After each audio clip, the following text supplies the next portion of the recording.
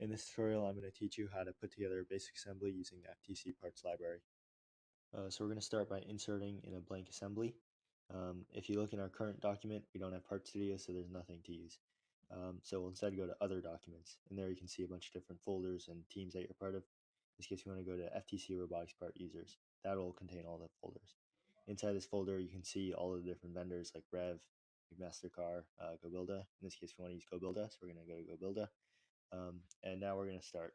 So we want to probably get some hardware, in this case screws, so we'll go in the hardware folder, scroll down, go to screws, and in this case you can see folders for all the different screws. If we go to this first one, you can see the same screw with a bunch of different lengths, but we can basically achieve the same thing using configurable screws. So we'll scroll down and take one of the configurable options. 12 millimeter is good, so we'll take that in, and we'll put it into our assembly. Now that we're done with that, we want to leave the screws and leave the hardware folder. We want to add our next piece. In this case, we're going to go to structure, and in structure, we'll scroll down to channels, and we'll add the low side U channels, in this case, the configurable option again. And then we'll do 3 holes. And then drag that onto your assembly again, and you're done. We'll take 2. Okay, from there, we are going to add our next part. So we're going to go out of channels. We'll stay in structure. In this case, we'll add some standoffs. We'll go with this round standoff over here, the configurable option again, and we'll do, let's see, 48 millimeters should be good, and we'll put that in. Okay, now we'll do our next part. In this case, we're going to go out of the structure folder, and then we'll go to motion. In motion, we have a couple parts we'll need. We'll start with the bearings, so scroll all the way to the bottom, go into the ball bearings folder. We'll take the flanged bearings, and then in this case we want the Rex bearings. So you can see that there's this Part Studio option, and then there's assembly. In this case, the bearing is in assembly, so we'll take it from the assembly option. And you can see that little revolute mate there, which is part of the assembly, and that's important for when you're actually putting together your model.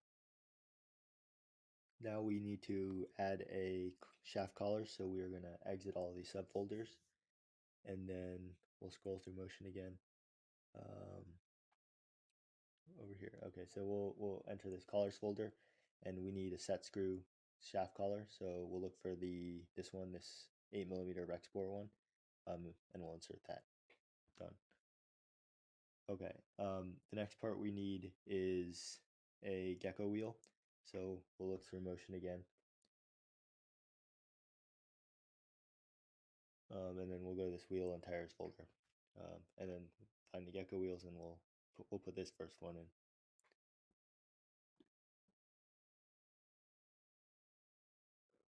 Now the next part we're going to need is the shaft that our wheel will be on. So we'll look through motion again, and go to this folder, shafting and tubing. You can see all the options, but we'll use the configurable one again. We'll take this little steel shaft with an E-clip, and then we'll do 80 millimeters. Okay, so we'll input the whole Part Studio in, with the E-clip as well.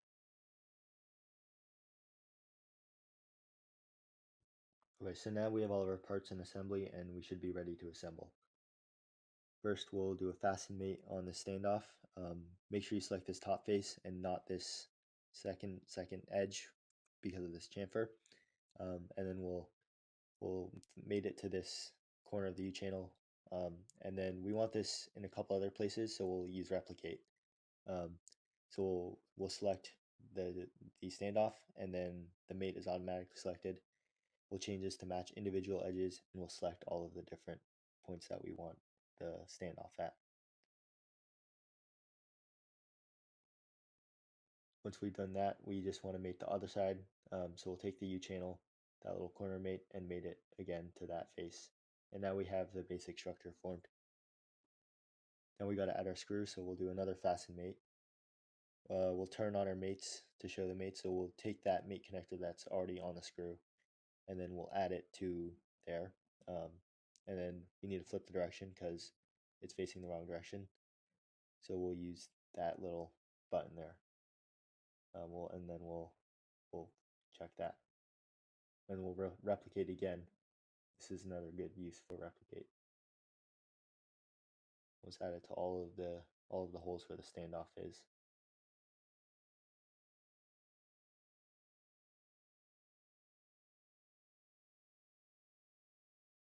Okay, now we want to put the bearing in the channel. You can see right now I have just one, so I'll need another. If I just copy it like that, you'll see that it's just a part, which is not what we want. We just want a whole nother copy of the assembly. So what I'll do is I'll select the assembly in the instance list, and then copy it just like that, and then I can paste it.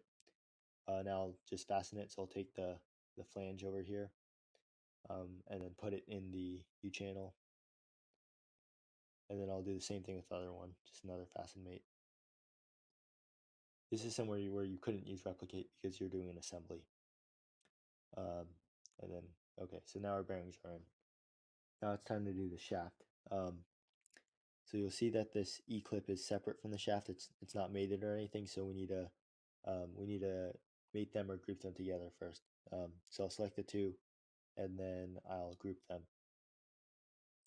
Okay, then I'll fasten mate the inner side of that E-clip to the inner race of this bearing, and flip the direction, and then now it's fastened to the bearing. Just to keep this from moving around, I'm going to use fix on the C channel. Fix is just a temporary thing to help you build it. It's not really a mate, so don't use it as one.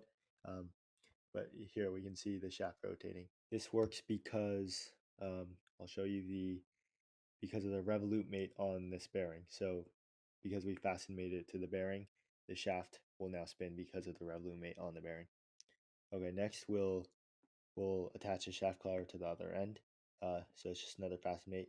We want to use this bumpy side of the bearing, and we'll attach it to this inner race of the bearing over here. The reason that we use this bumpy side is so that the shaft collar only contacts the inner race, so it doesn't have friction with the outer race. I'll undo that section view, and then we can see how it's spinning. Okay, so for the final part, we need to attach this gecko wheel to the shaft, and our goal is to have it in the middle between the two U channels. So we could use a fasten mate and attach to the shaft and do an offset, but I think a slider mate will work better in this situation. So we'll take the center of the wheel, and then we'll just mate it here. And the slider mate will allow it to slide along the shaft, but it'll constrain it to the shaft rotationally. So now you can see it sliding. And now that's attached there. And now we need it to be in the middle perfectly between the two channels. So what we can do is use this width mate, and we can select one side of this. So in the tab mates, we can select one side and the other side, and then we select the left U channel over here, and then the right U channel.